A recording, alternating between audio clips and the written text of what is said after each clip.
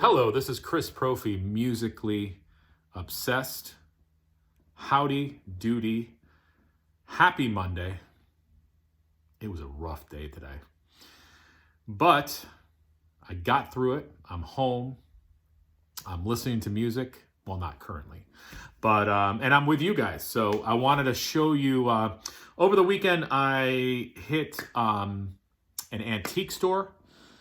And I also hit a flea market. So I want to show you what I picked up. And as always, you know, the records at these places are really good prices. So you see something, you're like, yeah, I need that. I'm picking that up. So again, these were all from an antique store that I went to and a flea market. So let me show you what I picked up. First up, got a little fog hat.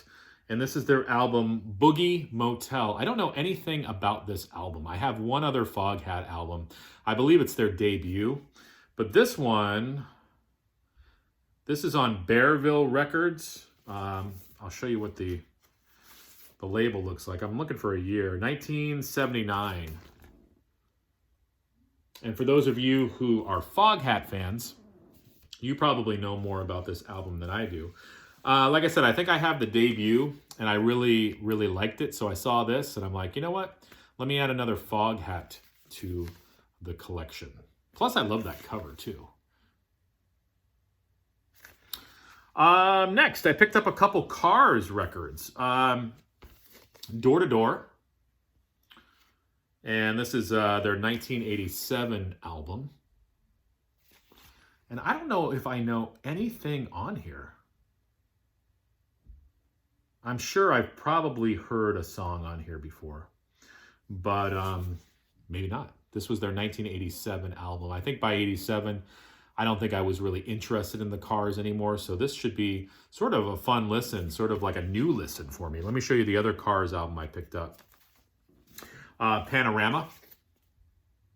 Cool, really cool cover. This is their 1980 album. I didn't realize this was so early. I thought this was a later album by the Cars. But looking forward to listening to this. This is on, does it say Last Records? Oh, Elektra.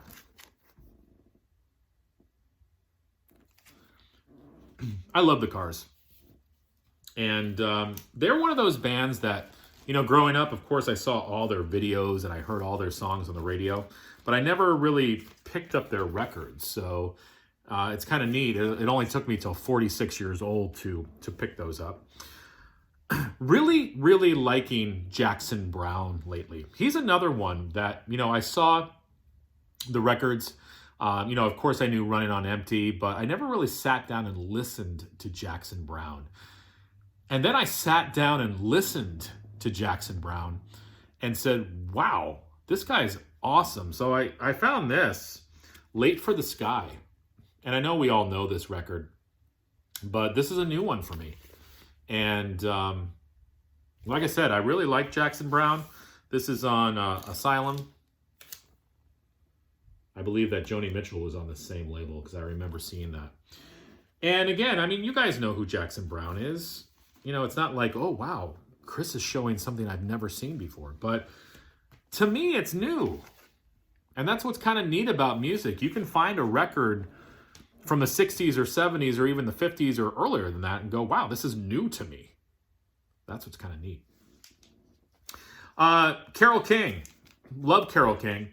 Picked up her album Welcome Home. This is on Music on Vinyl.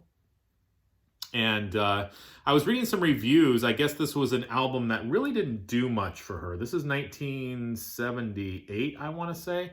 I think by this time, the whole singer-songwriter thing was sort of coming to an end. And I think people's interest in Carole King was sort of waning. And but this is a great album. A great pressing of this, too. It's a nice, you know, you can kind of see that shiny cover. And it's got some great pictures on the inside. It's a gatefold. I think I have another Music on Vinyl release as well. And they always do a real good job. This comes with a little booklet with some liner notes on the inside. And, you know, reading the reviews, they're right. I mean, is it her strongest album? No. Is it a mixture of different styles of music? Yes. But there's some really good stuff on here too. The first track, Main Street Saturday Night, really, really good number to start off with. Really, really upbeat. That's what I kind of like about this album. Sometimes Carole King records, especially the early ones, can be sort of like the same feeling throughout. She almost sort of has like I would almost compare it to like a James Taylor, almost sort of a melancholy feel to her music. I love it, but this album brings up a little bit more energy and sort of a different feeling. So yeah, definitely dig it. It's not one of her stronger albums, but I really like this. Found this band GTR. Now I've seen this shown. I didn't really know too much about it, but I turned it over and saw that Steve Howe and Steve Hackett were in the band. And I was like, okay, I'm picking this up. I've seen this shown.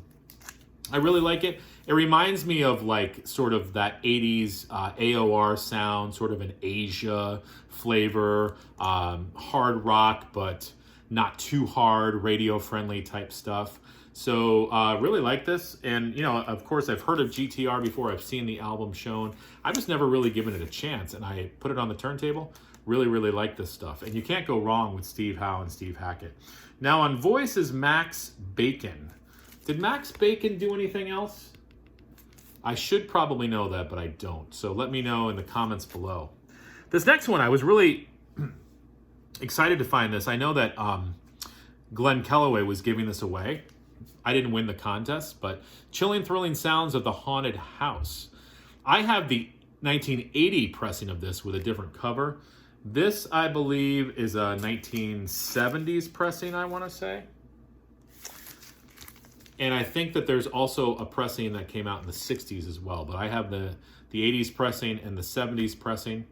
And then I'll probably try to pick up that other one at some point. But really, really excited to find this. Now, this next album. This was a blind buy for me. I was flipping through the crates at the flea market, and I come across this. And I was drawn to the cover at first. I was like, ooh, that's kind of a neat cover. And then I read it, Faces. This is a soundtrack for the movie Faces, which I never saw. And hopefully I'm pronouncing this right. Is it John Cassavetes? Is that how you pronounce it? Music from the soundtrack to John Cassavetes' Faces. I just thought that was interesting. And then I turn it over and I'm reading it, and I see produced by Tio Macero. And I'm like, okay, he produced the Miles Davis stuff. I'm picking this up. This was like $3. And, you know, I guess it was never released on CD. I've never seen the movie, but the music is amazing. It's jazz. There's a couple tracks with a little bit of vocals, but it's mostly jazz. And I think this came out in 1964. Killer stuff on Columbia. And there's not a lot of information about this album. So if you guys out there know anything about this record, let me know. I think I read that Herbie Hancock might have played on it. It doesn't list the players on the back of the record. This is a 2i Columbia. But really, really like this. And I guess looking it up, it's kind of hard to find. It's not the easiest album to find. Like, can you find copies of it? Yeah, you can. But obviously, I bought it. But on Discogs, I think they're going for like $20 or something like that. So I was pretty excited to find it. $3. Produced by Tio Macero. I think Herbie plays on this one. Don't quote me. But really, really good stuff. Faces. Tom T. Hall.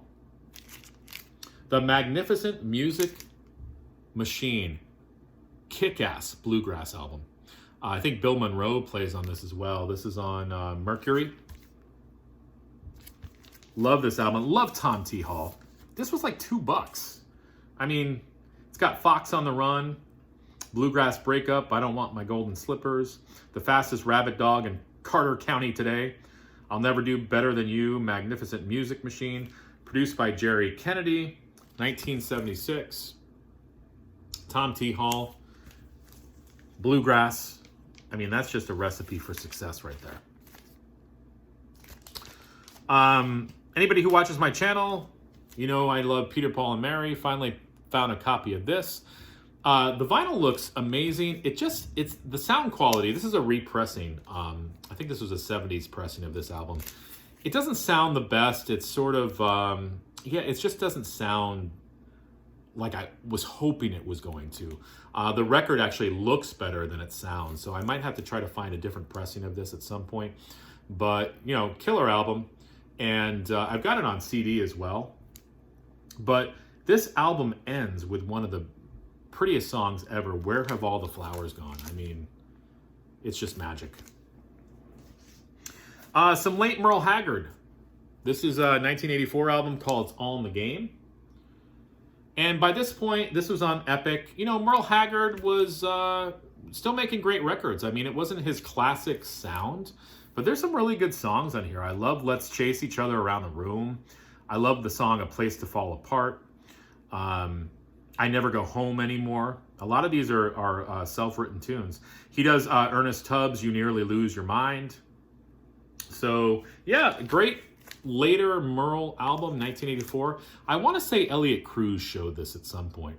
There's an album by Merle, too, around the same time called Chill Factor that I want to pick up as well. I think it came out around the same time, either the year before this or the year after, but it's on Epic as well. So if you like Merle Haggard and you haven't checked out his Epic years, do it. Good stuff. And the last one. This was a blind buy, too. I didn't know anything about this guy. Bob Frank. This is a reissue on the Vanguard label. And great pressing. It's a gatefold. Okay, and it came with a little Obi strip as well. It says Vanguard Vault on it. The record's great pressing. Comes in a poly sleeve, that traditional Vanguard label. And who is Bob Frank? Well, let me tell you who he sounds like. Do you like John Prine? Do you like Dylan? Do you like John Prine Dylan with a little taste of Gordon Lightfoot? Well, then you would like Bob Frank. Now, here's my only thing about this album. There's a few too many of the songs where it's almost like he's just like talk singing. There's just a few too many of those. I like it when he's actually singing. He's got a really nice voice, and he sort of has at times a Gordon Lightfoot sound to his voice, but then he can also get sort of that gravelly sound to his voice as well. So I like this album, but I can kind of see why it didn't really go places. But it's sort of a cool album to have. It's one of those Vanguard albums that I didn't really know too much about. So this is going to be an album and an artist that I'm going to explore a little bit more. I don't even know if Bob Frank came out with any other albums, but I will find out. So that's what I've been listening to. That's what I found at the antique stores and the flea markets. And yeah, so let me know what you guys think in the comments below. And I hope you enjoy the rest of your evening. All right, guys, bye.